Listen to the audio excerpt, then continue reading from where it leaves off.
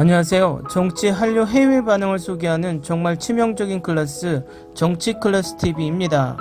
오늘은 대만에 불고 있는 한류 열풍, 이젠 일본 문화가 지겨워졌을까란 주제로 이야기해 보겠습니다. 대만의 한류 현상은 상당히 특이하다고 할 수 있습니다. 중국처럼 권위주의 국가라 서구 문화에 대해 국가가 제재를 가하는 것도 아니고 반일 감정이 있는 것도 아니고 동남아시아처럼 잘 사는 나라에 대한 동경이 있는 것도 아니기 때문입니다. 2022년 기준으로는 한국과 대만의 경제는 이견 없이 한국이 상대적으로 우위에 있지만 한류가 시작된 2000년대 대만은 한국과 대등하거나 좀 더 앞서 있는 나라라는 것이 중론이었습니다. 또한 그 격차는 그다지 크지 않아 일본에서 겨울연가가 유행한 배경인 쇼와 시대의 향수를 일으킬 정도는 아니었습니다. 게다가 대만은 자본주의 국가라서 서구 문명도 곧바로 들어오고 같은 중화권이라는 요인 때문에 당시 유행하던 홍콩 문화도 이미 인기를 얻고 있었습니다. 또 일본의 문화식민지라는 비아냥을 들을 정도로 일본 문화가 깊숙이 침투한 상태였습니다. 대만과 중국에서는 한류 팬들을 하한쭈라고 부르는데 이는 대만에서 일본 문화에 열광하는 사람들을 하르쭈라고 부른 것에서 비롯되었습니다. 그런데 홍콩 문화가 점점 몰락하기 시작하고 일본 문화는 식상해졌습니다.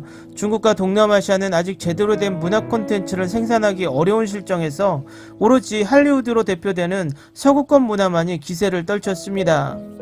이때 마침 아시아권에 맞는 유교 문화와 서구 문화를 적절하게 결합한 한국 문화가 들어오면서 한류가 유행하기 시작했습니다. 그리고 케이블 및 위성TV, 인터넷 등이 보급되면서 급속도로 퍼지게 되었습니다. 한편 한국의 경제성장과 그에 따른 국가 경쟁력의 강화도 크게 기여했습니다. 예를 들면 2000년 대만 총통선거 당시 민진당 후보 진영은 캠페인송으로 클론의 노래를 앞세웠습니다. 그 이유는 대만보다 앞서 민주화가 되고 정권교체를 이룩한 한국을 모델화하기 위해서였습니다.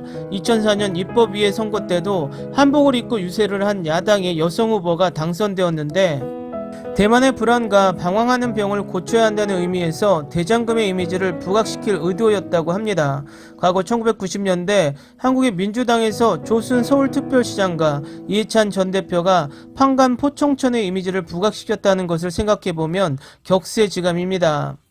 하지만 한류 유행에 따른 반작용도 있었습니다. 타이페이 연예인 노동조합은 2005년 말 한류 현상으로 인해 자신들의 생존권이 위협받고 있다 주장하고 수입 제한 등의 조치를 통해서 생존권을 보호해줄 것을 요청하기도 했습니다. 게다가 대만에서는 2011년에 외국 음악이나 드라마 방송 비율을 현행 최대 80%에서 60%로 제한하는 법안을 제정하려는 움직임까지 보였습니다. 2016년 7월 12일 방영한 대만 방송에서 대만 사람이 아니라면 어느 나라 사람이 되고 싶은가를 조사한 결과 137명이 공동 1위로 뽑은 일본 싱가포르를 압도적으로 제치고 336명이 한국을 선택했습니다.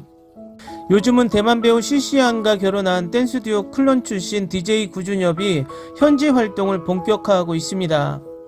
17일 중화권 미디어에 따르면 구준엽은 15일 밤 대만 타이페이의 한 클럽에서 디제잉을 선보였고 결혼 이후 첫 공식 활동입니다.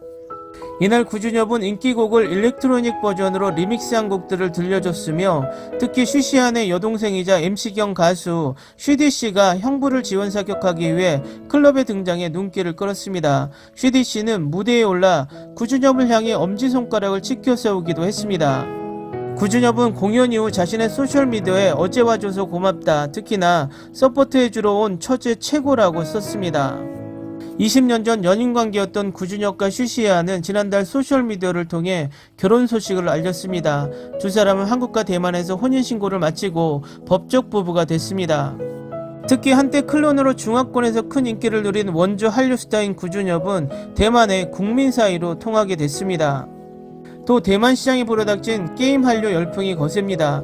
현지 모바일을 포함한 컴퓨터 게임 분야에서도 상위권에 포진하며 인기몰이를 이어가고 있습니다. 특히 대만의 경우 전체 인구 중 절반 이상이 게임을 즐기고 있는 것으로 알려지면서 긍정적인 전망도 감지됩니다.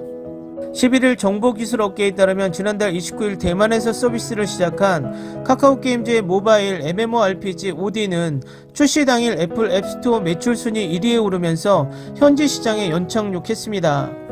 빅데이터 플랫폼 기업인 모바일 인덱스와 센스타워 등에 의하면 오디는 출시 보름이 지난 11일에도 애플과 구글 플레이스토어 다운로드와 매출 순위 최상위권에 올라 있습니다. 지난해 11월 대만에 선을 보인 리니지 W도 고공행진 중입니다. 글로벌 동시 출시한 12개국 중 한국과 대만, 홍콩에서만 매출 1위에 오르면서 선전했습니다.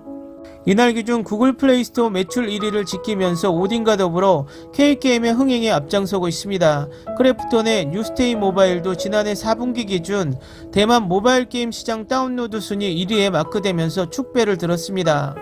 리니지 W 외에도 리니지 M과 리니지 2M, 넥슨의 카트라이더 러시 플러스와 넷마블의 제2의 나라 등도 양대 M마켓 순위권에서 순항 중입니다. K게임은 컴퓨터 게임 시장에서도 강세입니다. 대만 게임 포털인 바하무트에 따르면 넥슨의 메이플 스토리는 지난해 12월부터 3개월 연속 PC게임 순위 1위를 수성하고 있습니다. 펄어버스의 MMORPG 검은 사막 온라인도 2017년 출시 이후 선풍적인 인기를 유지하고 있습니다. 대만 시장에 안착한 K게임의 흥행 배경엔 현재 시장의 특성도 주된 요인으로 지목됩니다. 2020년 기준 대만의 인구는 2356만 명으로 한국의 절반 수준이지만 자국민의 60% 이상이 게이머로 알려질 만큼 게임에 대한 애착이 상당합니다. 글로벌 데이터 분석 업체인 데이터 AI에 따르면 지난해 대만 모바일 게임 전체 매출 규모는 26억 8,500만 달러로 세계 6위 규모입니다. 게임 강국으로 알려진 미국과 일본, 한국, 중국, 독일 등에 이어진 순위입니다. 다른 나라에 비해 시장 진입이 쉽다는 부분도 K게임엔 유리한 요소입니다. 정부의 규제와 문화적인 장벽 모두 낮은 탓입니다. 대만의 게임 인증 제도는 중국의 허가제와 달리 등록제로 외국 게임에 개방적입니다. 2010년대 중반부터 중국 시장의 진출이 어려워진 상황에서 국내 게임사들이 대만을 중화권 진출의 전초 기주로 삼아 공략에 나선 이유이기도 합니다.